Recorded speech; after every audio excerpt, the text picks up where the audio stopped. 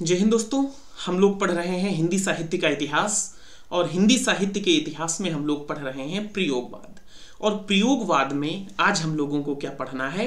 तार सप्तक पढ़ना है। इससे पहले हम लोग क्या क्या पढ़ चुके हैं? इससे पहले हम लोग प्रयोगवाद पढ़ चुके हैं, प्रयोगवाद के बारे में, और नई कविता पढ़ चुके हैं, नकेनवाद पढ़ चुके हैं। उसी श्रृंखला में आज हम लोग पढ़ेंगे तार सप्तक। तो तार सप्तक के बारे में इतना तो हम लोगों को पता ही है कि तार सप्तक का संपादन जो किया था वो अज्ञेय ने किया था। तार सप्तक का संपादन जो किया था वो अज्ञेय ने किया था।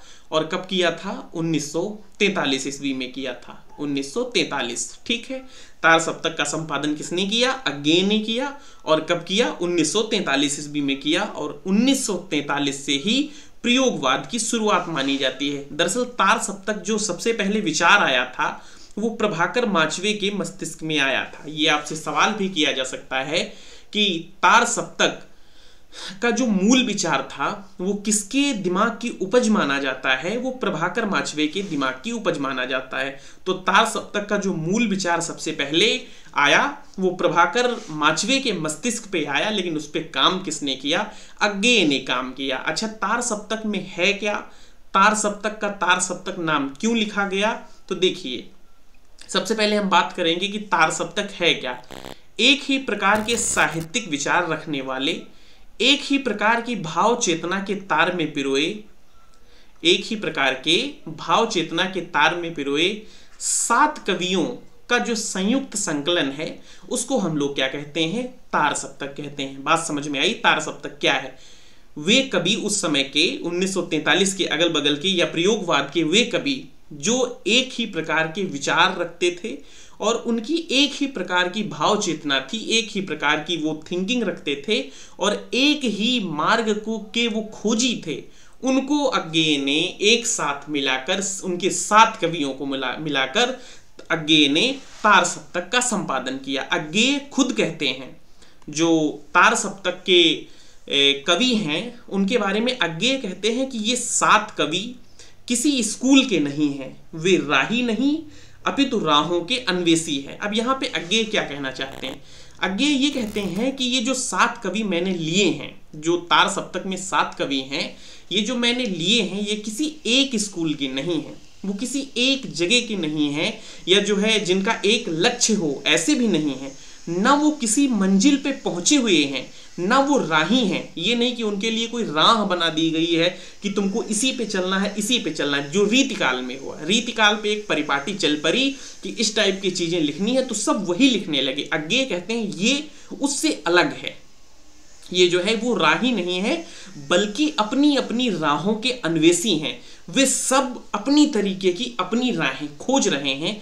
इस प्रकार के लोगों को हमने इन तार सप्तक में लिया है। अगर बात कर लें कि तार सप्तक के कवियों को राहों का अन्वेषी किसने कहा, तो तार सप्तक के कवियों को राहों का अन्वेषी स्वयं अज्ञेय ने कहा। और ये जो कवि थे उस समय, अज्ञेय ऐसे कवियों को तार सप्तक में लिया जो इतने प्रतिष्ठित नहीं हुए थे कि कोई प्रकाशक सहसा उनके अलग अलग काव्य संग्रह निकाल सके। अज्ञेय कहते हैं कि ये साधारण लोग हैं और मैंने जो लिया है वो जो है सब अपनी अपनी राहों के खोजी हैं। अब जैसे अगर आप बात करें, जो प्रयोगवाद के बाद एक जो विचारधारा चली जिसको हम लोग कहते हैं नई कविता।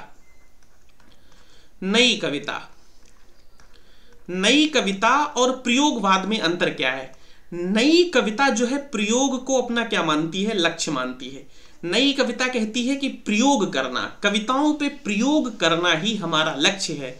जबकि अज्ञेय के जो ये प्रयोगवादी हैं ये जो है नई कविता को साध्य नहीं मानते हैं। ये क्या मानते हैं? साधक मानते हैं। ये जो है नई कविता को साधक मानते हैं, जबकि ये क्या मानते हैं? ये साध्य मानते हैं। ये दोनों में एक अंतर है। ये कहते हैं कि जो प्रयोग है वो एक लक्ष्य पे पहुंचने का मेरा तरीका है, प्रयोग मेरा लक्ष्य का। तो अज्ञेय की ये जो 7 कवि हैं इनका जो प्रयोग है वो साधक की तरीके से है, लक्ष्य पाने का तरीका है। और ये हो गई प्रयोगवाद की बात। अब तक कितने तार सप्तक निकल चुके हैं? अब तक 4 जो है तार सप्तकों का संपादन, तार सप्तकों की स्थापना हो चुकी है। जिसमें जो पहला तार सप्तक आता है वो कब आता है? 1943, जहां से प्रयोगवाद शुरू होता है। उसके 8 साल बाद, ये याद रखने का एक बहुत अच्छा विकल्प है कि पहले तार सप्तक और दूसरे तार सप्तक के बीच में कितने समय का अंतराल है, 8 साल का है। और दूसरे सप्तक से तीसरे सप्तक के बीच का जो अंतराल है वो भी 8 साल का है। तीसरे सप्तक से चौथे सप्तक के बीच का अंतराल जो है वो कितना है, 20 साल है। अब इनको हम याद कैसे रखेंगे? देखिए, हमको खाली इतना याद रखना है कि प्रयोगवाद कब से शुरू होता है, 1943 से शुरू होता है। तो पहला तार सप्तक कब आता है, 1943 में ही आता है।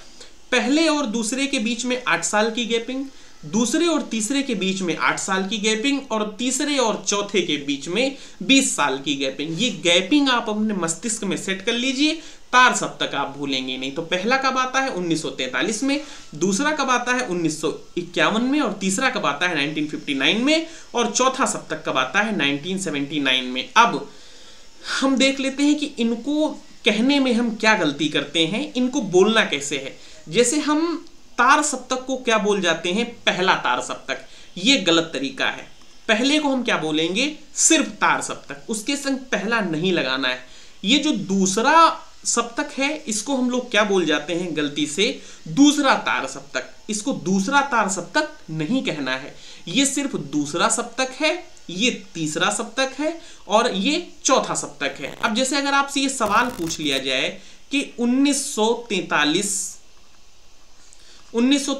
ईस्वी में किस तार सप्तक की स्थापना होती है, पहला विकल्प हो पहला तार सप्तक, दूसरा विकल्प हो दूसरा तार सप्तक, तीसरा विकल्प हो तीसरा सप्तक, और चौथा विकल्प आपके पास हो तार सप्तक। तार सप्तक, तो ये जो है बिल्कुल जो है दिमाग का प्रयोग न करते हुए पहले तार सप्तक पे टिक नहीं करना है। पहला जो सप्तक आया वो उसको सिर्फ क्या कहा गया, तार सप्तक कहा गया। तो ये छोटी सी बात एक याद रखने की थी।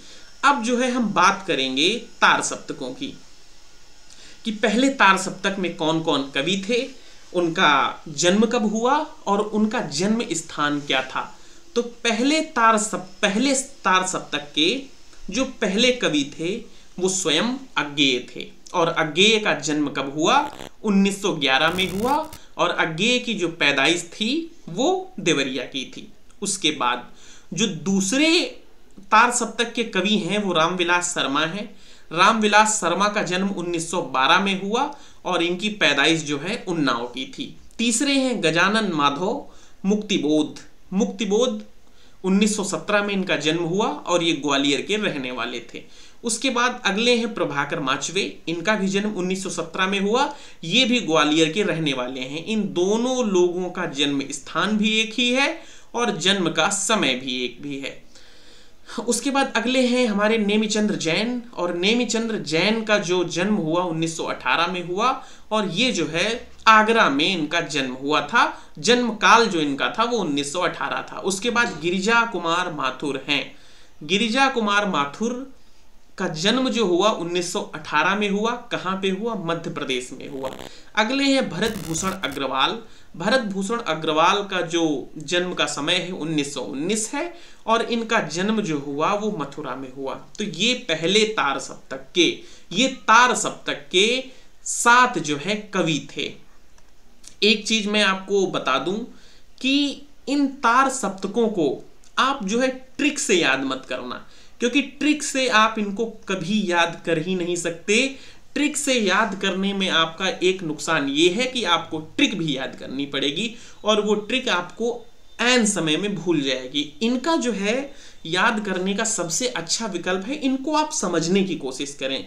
उस समय कौन कौन से कवि थे, अज्ञेय हुआ करते थे, फिर 17 के अगल बगल प्रभाकर माचवे थे, मुक्तिबोध थे।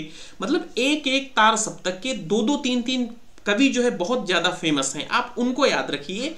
जब उनको याद रखेंगे तो 1-2 जो उनके अगल बगल के हैं उनको आप याद रख पाएंगे। ट्रिक से नहीं याद करना है, इनको जो है 2 बार 3 बार 4 बार पढ़ना है और इनको याद रखना है। हमने जन्म का समय आपको इसलिए लिखवा दिया है क्योंकि कई बार आपसे परीक्षाओं में इनका क्रम लगवाने के लिए सवाल आपसे किया जा सकता है। तार सप्तक के आपको 4 कवि दे देगा और बताएगा कि इनके जन्म क्रम के अनुसार इनके जन्म समय के अनुसार इनको क्रम से लगाइए, तो ये आपको करना पड़ेगा। और इधर मैंने इनका दे दिया है जन्म स्थान। अब हम बात करेंगे दूसरे सप्तक की। दूसरे सप्तक के जो पहले कवि हैं वो शमशेर बहादुर सिंह हैं। दूसरे सप्तक के पहले कवि कौन है? शमशेर बहादुर सिंह हैं। और इनका जन्म कब होता है? 1911 में, और देहरादून में इनका जन्म होता है।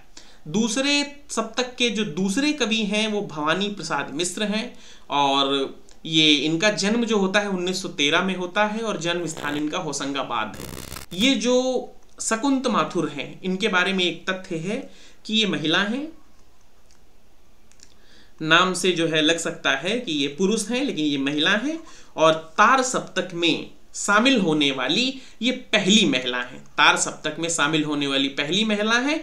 और इनके बारे में एक विशेष बात ये भी है कि जो पहले तार सप्तक के ये गिरिजा कुमार माथुर जी हैं, ये गिरिजा कुमार माथुर की धर्मपत्नी है। तो ये इनके बारे में फैक्ट एक है कि ये जो है तार सप्तक में पहली महिला है। कौन? शकुंत माथुर। इनका जन्म 1922 में कहाँ पे हुआ था? दिल्ली में हुआ था। उसके बाद हरि नारायण व्यास घनश्याम हैं, ये जो है 1923 में जन्मते हैं।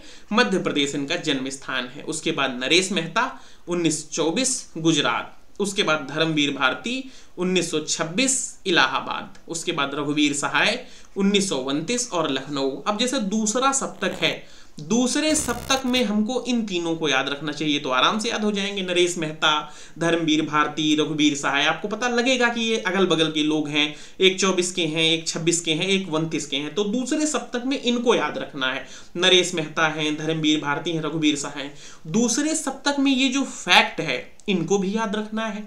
दूसरे सप्तक में आपको याद रखना है कि तार सप्तकों में पहली महिला जो आती है वो दूसरे सप्तक में आती है, और उसका नाम क्या है? शकुंत माथुर। उसका नाम क्या है? शकुंत माथुर। तो ये 4 कवि तो आपके पक्के हो गए। बाकी ये 3 आप याद कर लीजिए, शमशेर बहादुर, भवानी प्रसाद मिश्र और हरि नारायण व्यास। उसके बाद 2 सप्तक और बचते हैं, उनको भी पढ़ लेते हैं। जो तीसरा सप्तक है इसमें हम केवल देख लेते हैं कौन कौन कवि हैं। तो इसमें प्रयाग नारायण त्रिपाठी हैं, मदन वात्स्यायन है, विजय देव नारायण शाही है, कुंवर नारायण है, सर्वेश्वर दयाल सक्सेना है, और कीर्ति सिंह है। एक केदारनाथ कीर्ति चौधरी है और केदारनाथ सिंह है। अब इसमें जो है हमको किसको याद रखना है गहराई से, इनको तो भूलना ही नहीं है। तो देखो इसमें कुंवर नारायण भी हैं, केदारनाथ सिंह भी हैं, सर्वेश्वर दयाल सक्सेना है, और ये कीर्ति चौधरी। अगर आपसे सवाल पूछा जाए कि तार सप्तकों में जो दूसरी महिला है वो किस तार सप्तक में आई, तो तार सप्तक में दूसरी महिला तीसरे तार सप्तक में आई, और नाम क्या था? कीर्ति चौधरी। फिर चौथा तार सप्तक, उसमें अवधेश कुमार हैं, राजकुमार कुंभज हैं, स्वदेश भारती हैं, नंद किशोर आचार्य हैं, और सुमन राजे हैं, और श्री राम वर्मा हैं, और राजेंद्र यादव हैं। तो इनको भी याद रखिएगा, सुमन राजे। अब यहां से एक फैक्ट निकल के ये आया कि तार सप्तक में कुल कितनी महिलाएं हैं।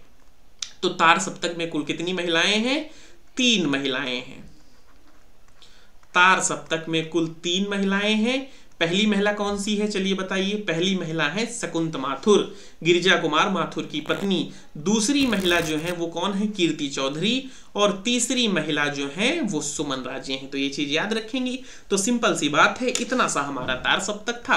तार सप्तक के बारे में आपसे बहुत ज्यादा यही पूछा जाएगा कि किस तार सप्तक में कौन सा कवि है, किस तार सप्तक में कौन सी महिला कवि है, या फिर आपसे जो है बहुत ज्यादा ये कर सकता है कि इनका जन्म क्रम से लगवा सकता है। तो इनको आप 2 से 3 बार 4 बार जब याद पढ़ेंगे बार बार तो ये चीजें याद हो जाएंगी। अगर ट्रिक से याद करेंगे तो ट्रिक आप जितनी आसानी से आपको ट्रिक से याद होता है उससे ज्यादा जल्दी आप जो है ट्रिक से भूल जाते हैं। तो इनको पढ़िए, 2 बार पढ़िए, 3 बार पढ़िए, 4 बार पढ़िए और इनको याद कर लीजिए। तो तार सप्तक की क्लास यहाँ तक, और उम्मीद करते हैं कि आपको ये सारी चीजें समझ में आई होंगी। अगर समझ में आई हैं तो क्लास को लाइक कर दीजिए, चैनल को जरूर सब्सक्राइब कर लीजिए। धन्यवाद।